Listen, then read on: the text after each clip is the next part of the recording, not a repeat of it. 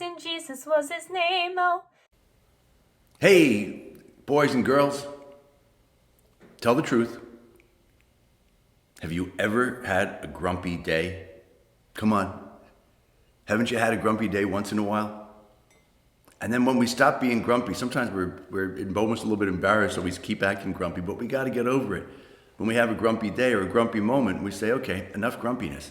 Jesus wants me to spread peace in the world, not to spread grumpiness. So how do we do that? How do we just get over it?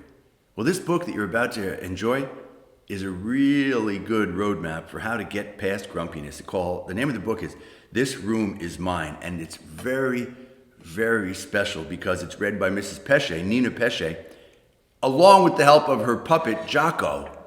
So Jocko is there with Mrs. Pesce, and they're going to help you to figure out, how do we get beyond grumpy? So Mary and Chris have an awful lot to teach us in this story.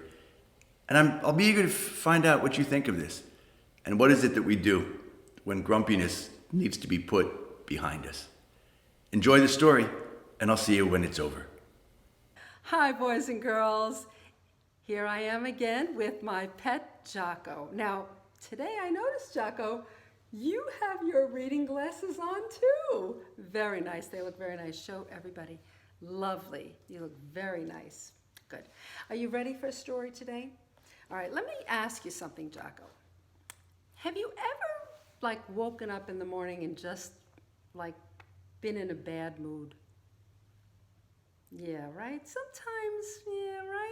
Sometimes you just wake up and you're just not in a happy mood, but it doesn't last long. So here's a very good story that I think you're gonna like, okay? Sit back. This is a story about Mary and Chris. Mary and Chris, they're two sisters that really love each other. They do, they really love each other, but sometimes they just get in a bad mood. Okay, here we go. The book is called This Room Is Mine. Okay, listen up. Okay. This room is mine, said Chris. That was what she always said when she was angry with her sister Mary. Well, it's my room too, said Mary.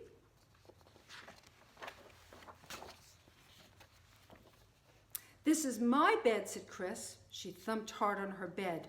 This is my pillow and my elephant. This is my rug. Well, it's my rug too, said Mary. Part of it is mine. Chris had an idea. She found her jump rope and laid it on the floor right down the middle of the bedroom. Everything on this side of the rope is mine, she said. The bed is mine, and the window is mine, and the game box is mine, and half of the closet is mine. Okay, Mary replied. Then everything on this side is mine. The bookshelf is mine, and the laundry bag is mine, and half the closet is mine, and the door is mine. Chris put her nose close to the rope. She put her doll's toes close to the rope. Mary stood on the other side. They were so close that their noses almost touched. Don't breathe my air, said Chris. I'm breathing my air, said Mary. Mother came by and peeked in the doorway. Anybody in here want milk and cookies? She asked. I do, shouted Mary. She ran out into the hall. I do, called Chris. She started for the door and then stopped. The door was on Mary's side of the line. I don't, said Chris. She went back and sat down on her bed with her doll in her lap. When her mother came by after a few minutes, she was still sitting there.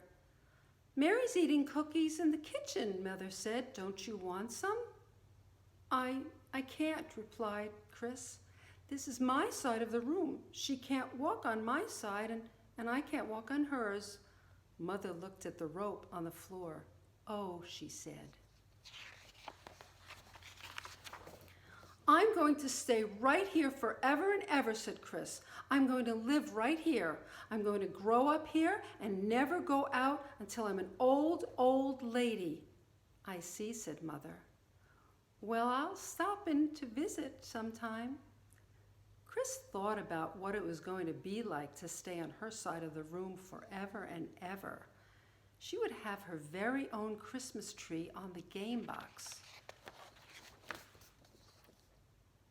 She would have her very own horse on the rug, and all her children would live there with her and never step over the rope.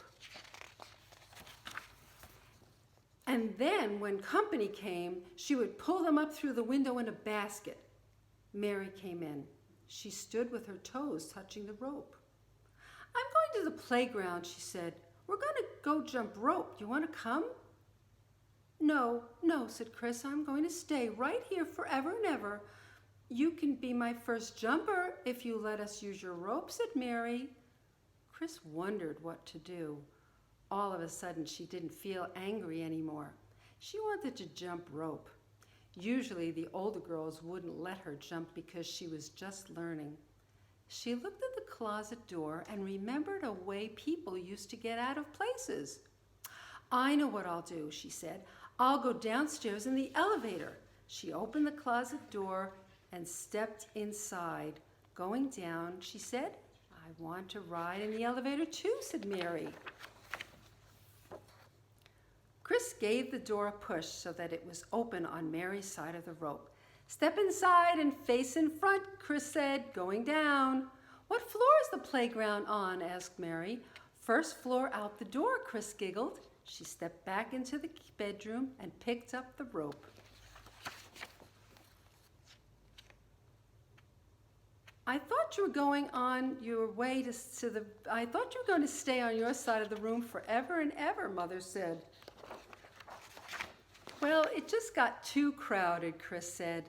"I'd rather jump rope." And she and Mary ran outside. The end. Don't you just love a happy ending? Hope you have a happy ending day. Bye-bye. So how about that deal with the jump rope? That's pretty funny, don't you think? Come on, admit it. Admit it. That thing with the jump rope is pretty amusing. But what it does is we realize that, sometimes, okay, let's just quit being grumpy with each other. Let's just quit being grumpy by myself. Let's get on with it, right? I hope you enjoyed the story, and I hope you enjoyed Mrs. Pesce and the puppet. That puppet is a lot of fun. A whole lot of fun. Maybe you should even think about being a puppeteer like Mrs. Pesce. She could give you lessons, maybe. What about that? As long as you're not being grumpy, huh? So, glad you enjoyed it. I'll look forward to seeing you for the next book.